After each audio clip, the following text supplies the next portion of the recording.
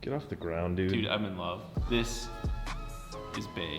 Like, legitimately, a wild, ornate piece of metal is one of the sickest, most badass things I've ever gotten. This is Billet Boss's front cover for well, just about any rotary. Let me show you just how badass this thing really is. Before we go on with this, I do want to say I've got thoughts and prayers definitely going out to the family for Billet Boss, Charles particularly. I just spoke to him Friday, and I'm very excited to work with that entire team. So, like I said, they've had some recent tragedy, but I hope for the best, and as you can tell, they make some seriously quality products. What's so impressive about this particular piece, it includes a new additional front bearing, and not to be confused with the front bearing that's on the motor. This is actually a bearing that helps alleviate the pressure from any sort of alternator. Normally an alternator is up here, so it cranks on the eccentric shaft. Theirs goes over to the side, but this is a ball bearing that adds one more layer of, I don't say lubrication, but that's not the right word, but just ability to slip and move and crank on the front of a 13B or otherwise. This is where we're gonna be mounting the engine mounts. So you've got this nice billet piece of metal that allows you to some more rigidity when bolting to the front of the motor. Also, this is what I think is probably my favorite piece that I was worried about with the other old stock front cover. There's the oil return line for the turbo right there. Nice, clean, angular passage. If you guys have ever used, like I do on almost all of mine, the REW, the 13B REW oil passage, it goes in on the side. So you have this weird ass like luge that goes sideways like this. This is more on a vertical angle. Billet Boss is the company to go to for this sort of stuff. Not only did they send that, when you use this front cover, you have to use a different solution for your water jacket, water pump, coolant, whole assembly. This is the Billet Boss water adapter, and you can see the massive adapting. You can put AN lines, you can do whatever you want with this. Again, thought for the turbo. That's something that I'm very excited about. We're gonna be running an electric water pump on the Corvette, and that's gonna mean all of this crap, all of the water assembly, it's gonna be easier to burp the coolant system, but all of that just gone. So nice and clean right to the radiators while in and out on the Corvette. And so they've also sent this for like a lower mount alternator bracket that's gonna go to the side over here, and we'll be playing with that. But there is plenty of room over here on the Corvette for activities. Okay, let's see what this is. The rest of the alternator bracket. Wow, that is clean. That is really clean. I'm assuming they go somewhere over here. We're gonna be capping this off. This is the old school timing. You know, it would spin off of the gear here, and you could check the timing and the position of the engine. That's gonna get capped off with our full function system, but look at that. Nice and clean. Alternator connects out here, and we've got the belt pulley system right there. Well, we've just introduced all of the Billet Boss pieces for this car. I wanna talk a little bit more briefly about these shirts. We are giving you guys the first opportunity. I'm looking at the clock and the date, because normally I'm really bad at launches, but this is very special to me. And on April 22nd, so the Monday, you'll be able to go to whatever dahmracing.com and buy these shirts. They'll be available, 395 of them, 96 of them, all at once. That's it. You guys get first dibs. You can follow it on my Instagram to see the swipe up to when they go. That's that. So be excited for that's like our very first season launch of clothing. So looking at these parts, what's really wild to me, other than the front bearing, we're gonna play with this thing next when we pull the engine out again. But the real important parts here are actually these. This is probably the show-stopping piece, really. This front bearing is awesome. This is such a beautiful piece. It's gonna make this engine look nasty, and it'll be better for the alternator, also giving us good mounts, but this is what makes this possible. Check this out. We've got a hell of a lot of things to do in a very short amount of time, so Jared's gonna be doing some pretty fast cutting through all this. This is a side alternator bracket. Watch how wild this is. It's gonna come together pretty quickly. Very exciting stuff. Full Function Engineering sent me the correct timing for this. It's a little cover that covers the timing, the old school timing thing off. Got this going on like so. And then this beautiful, also billet front cover, nasty alternator then goes on like here. With those two, this pulley obviously gets swapped around. With these two right here, there's a little bracket that goes from here to here, and we have an alternator clearing the steering column beautifully. This is what we're all used to. At least this is what, for the most part, we're all used to seeing on the front of a rotary engine. This whole assembly for the water pump. This does not fit on the Billet Boss piece, and I am so glad it doesn't go something like that. That just makes this whole assembly look way bigger than it is. I hate trying to burp, because then remember there's the coolant neck here that then goes to the radiator. There's just tons of shit. So thankfully this whole assembly goes goodbye. All of that is replaced with something this simple. Look at that. We're gonna make this engine look even smaller and really compact. This piece doesn't change because the Billet Boss piece changes. This changes and it connects to the front iron, just like so. They even have a nice little Privatin ring, O-ring, for keeping her nice and watertight. But check this out, look at the end result.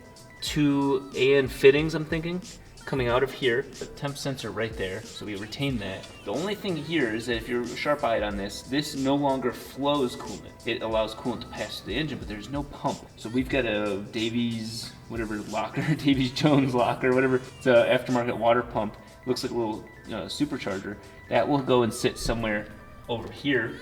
It'll allow us to control the water flow electronically. That means that we can adjust it and it's not gonna skip when we gun it. It's just not putting parasitic load on the eccentric shaft. Look at this. This is starting to look almost to me like a Boxer engine. You know, the Subaru fart cannon engines. It's starting to look more like that. It's low, wide, and sexy as hell. It's just getting smaller and smaller. Because right now, all we have are 2 decent sized hoses.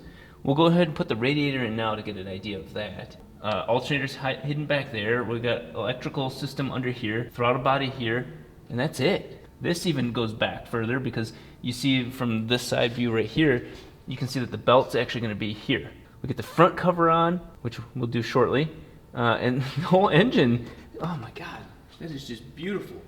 Might as well quit yapping and let's put the radiator back in. Just fit it back in there. Jared asked me off camera, is this going to leak? And my answer is no, but time and time again, life has proven me that yes, it will leak. So I'm in the process of looking to upgrade this because I didn't realize this is both the radiator and the oil cooler. And we all know how rotary engines love that. Come around to the other side. Still so much room for activities. That will ultimately go something like right there. That's really easy. So what I've done is I've ordered a company named Treadstone, paid full retail price, so if it sucks, you guys will know. I ordered a Treadstone front mount intercooler, and that should be here later this week. So it's got the outlet of the intercooler coming up and over this. So we'll probably see some sort of intercooler up here, outlet coming through here, and then hooking around to the throttle body right there. So that's the one pipe going this way. This ultimately needs to go here. Very clean and easy to do.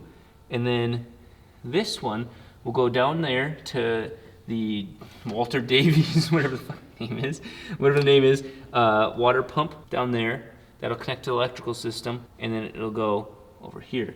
The interesting part is going to be the oil cooling. There is an aftermarket company that makes a very thick core, but the oil cooler lines are 10 AN and they go on this side over here. That doesn't seem to be the case. Seems like the oil cooler lines appear to be like those, but they're actually, let me see if they're on that side. When I took it off, I wasn't even paying attention that it actually had oil coolers. I genuinely was in such a flurry of activity. Probably not gonna have a thermostat on one or the other. We'll just let it warm up by itself, and we're not stupid. We're not gonna drive it until it hits the correct temperatures. All of that though, I did put the battery back in. It was really just a pedestal, the battery. It's really straightforward. I've worked all of this over. Jared can attest to this. This was like super obsessive. All these things connect, and yeah, the easy part is light green to light green, dark green to dark green. That's not that easy. These two are very, very, very important. Actually, I'll say all three of these.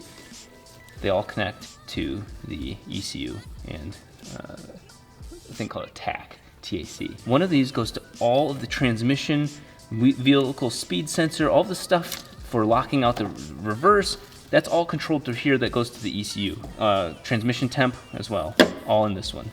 This one I'm a little bit more hazy on, but it has more to do with the rest of the car. This, surprisingly enough, is the pedal. Now, you can literally pull this line out. I found this out. You can pull this line out by itself, and it goes directly to the pedal, drive-by-wire pedal. So we can adapt to this and get our drive-by-wire through the Adaptronic. The last part of all of this is something you can't see here. It's actually this brick up here. On the bottom side of this is relays and fuses for the ECU and the engine bay. Anybody looking to work with a Corvette that has a blown engine, which is very rare, I'm sure the engine lasts longer than the chassis, there is the ECU right here. Really straightforward. That's controlling, in a nutshell, that's controlling all of the injectors and the ignition system right here and here. Timing, oil pressure, all of those things, all built into this harness here. These two connectors right here are, one is for controlling the throttle blade, one is for seeing the throttle position. So it's kind of funny, you actually have one that's saying, hey, open and close the throttle. This one is saying, hey, I don't trust you, let me make sure you're opened or closed that amount. So it's kind of check and balances there. We're gonna have both of those transplanted to the new setup. This is the drive-by-wire unit. So you remember seeing the pedal? Pedal connector goes into here. This connector controls the actual blade and the sensing, but it also is connected to power. You know, you gotta put power to the pedal, oddly enough, and this is the block, the brick of power that goes into the main distribution. I can tell you without even looking further, I knew that this purple line here was gonna be the relay for the starter. If I could get these depinned, then we're just gonna adapt all these to the Adaptronic, boom, end of story. It's gonna be a pretty clean setup. So you've got that for that. You've got another one for all of your ignition coils, others for fuel pump relay. You know, the fuel pump relay signal is in here. So, hey, turn on the fuel pumps in the back. A Corvette has 2 fuel pumps. Maybe even have more, but I know for a fact it has a saddlebag tank setup, and one side pumps fuel into the other side. So similar to the 4-rotor, again, taken from Corvette technology, we're gonna have saddlebag tanks, one dumps into the other. This might not look like much, but I've been waiting, going through thousands of pages, no joke, on all of the wiring, and this is a very, very, very important moment. I'm gonna plug in the battery. As of this moment, I've done enough research to realize that all I have unplugged is the ECU and the throttle positioning system. The entire wiring harness and the car is all still wired in, and I haven't shorted anything, I haven't changed wires, so with rerunning this, let's see what happens. This is where we explode. Yeah. It shouldn't though, I poured over all of this. Oh, wait, oh. Okay, no alarm, that's a good sign. Turned on. Okay, her doors actuate. Let's see, we're not gonna try and start the car because, well, even that relay is not, I mean, the relay is plugged in, but the signal is going to nowhere. Okay, security's blinking. Let's see what happens. Key is in. Okay, I want you to record the screen. If you wanna get a little closer, just see what pops up. Corvette, there we go, by Chevrolet. Service traction system, makes sense.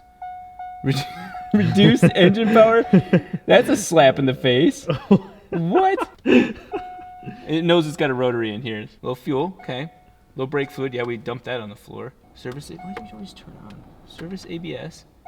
Service active handling. Yep, those aren't plugged in. Door jar.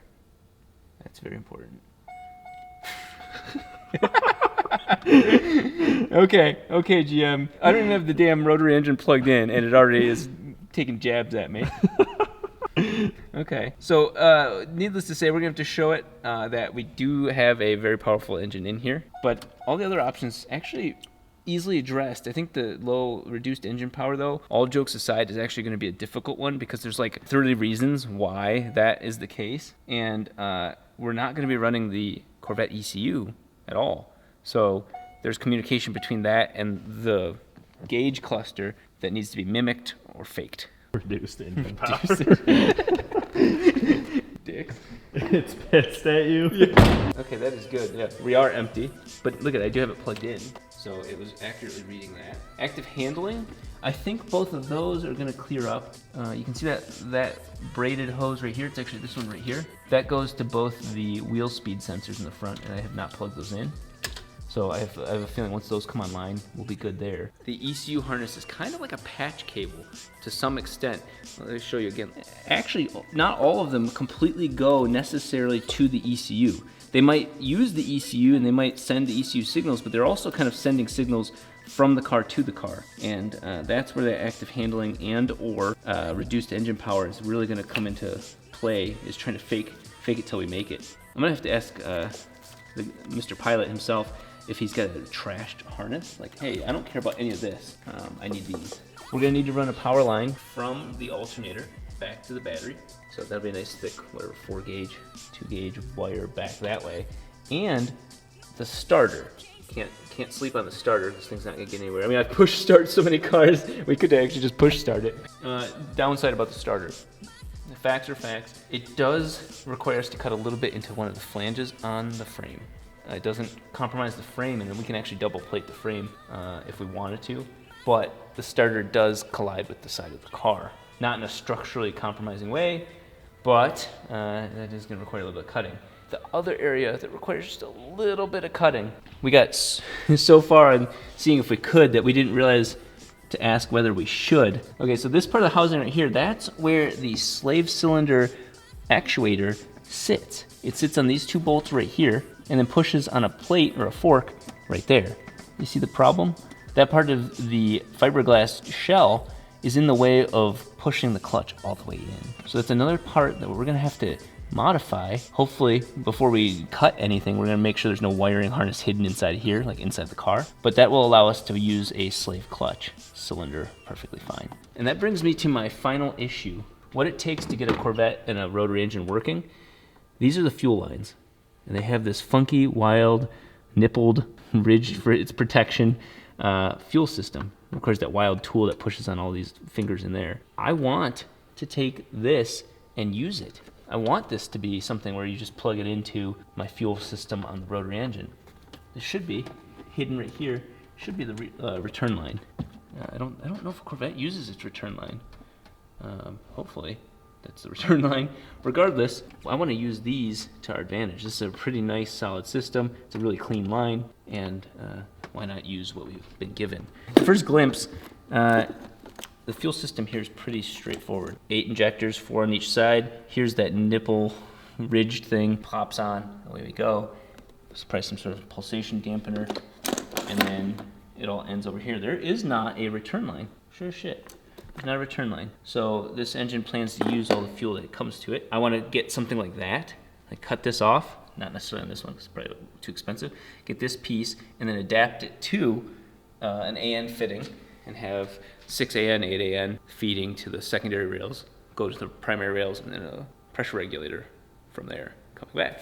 So all in all, pretty clean and pretty straightforward. One of the things that we need to do that are aesthetically pleasing but also have a major purpose is putting some of these pieces back in. This is the windshield wiper fluid tank, and the reason I want to put it back to start making sure we have boundaries for where we can and cannot run pipes or any extra wires. We're gonna make this beautiful intercooler piping, and then, oh man, the coolant reservoir isn't going to fit. Does the pump plug in? But so does the level, apparently. In. This is a pain in the ass. Plug that in. So you're starting to see more of the heavy, condensed information about this car. This is actually really fascinating information just about Corvettes in general. I have to say, it's neat to see when, even though you know all these manufacturers copy off of each other and pay third-party companies to reverse engineer other companies' products, it's still neat to see totally refreshing different approaches to solving structural problems on the car. These are all major things that matter. I want you guys to just get information overloaded because that's what it takes to get this thing done. This is the quick disconnect for the master to slave cylinder. So here's the slave cylinder reservoir, clutch line reservoir, and here's the line that needs to make it back there. Again, I want to set this kit up to where it can be recreated if someone was crazy enough. I'm going to adapt. Between shots, I unplugged the battery again because my luck, I have short a car out that matters too much at the moment. You can see this is good old Corvette panel glue, and we do not have the luxury of getting Corvette panel glue because it must be really caustic. You can't ship it to Michigan, you can't ship it to California, so I'm gonna honor the environment's wishes and not use it for the moment.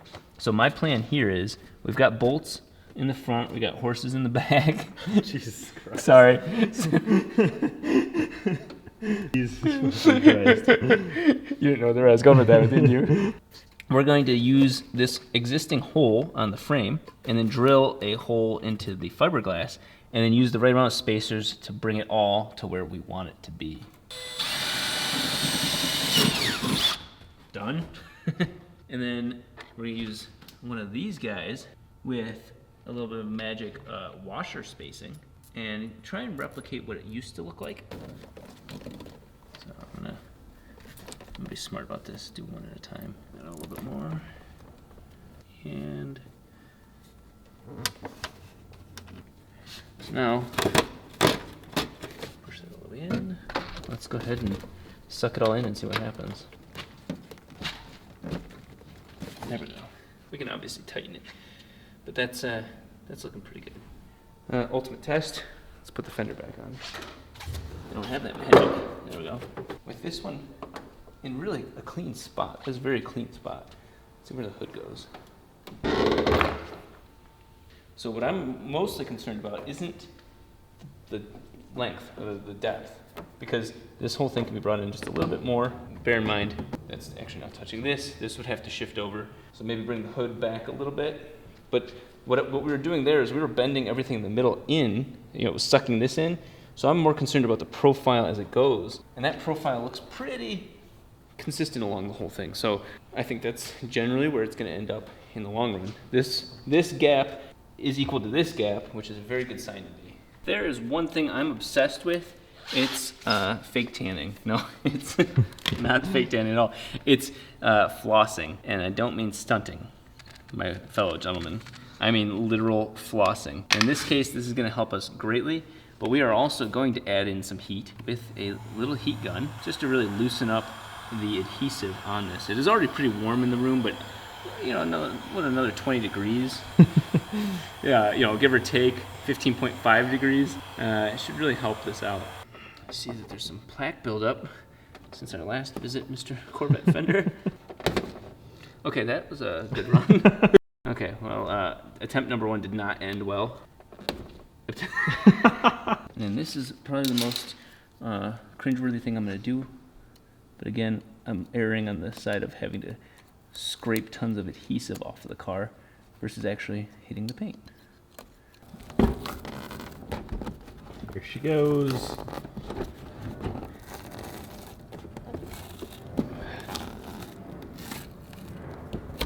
There you are. Look at that. I did all of that myself. Oh man. That really cleans that up. Oh, she's... Wow. Still just shit on this fender. Looks like a RX-7, dude. Don't you dare say shit like that. So, as you can see, we are hauling ass on this car, and there are small payoffs that make a big emotional statement. 2 weeks out to LS Fest, I can promise you at this rate, I will have a Rotary Corvette at LS Fest, or outside protesting, one of the two. It's not gonna be perfect, but for those naysayers, I'm actually finishing a project on time as claimed. Bear with me. Some of the titles of these videos are gonna be unique or creative just because this is the way YouTube works, but everything that from here to then is gonna be action-packed, jam full of getting this idling and roadworthy and ready to make it to its first event.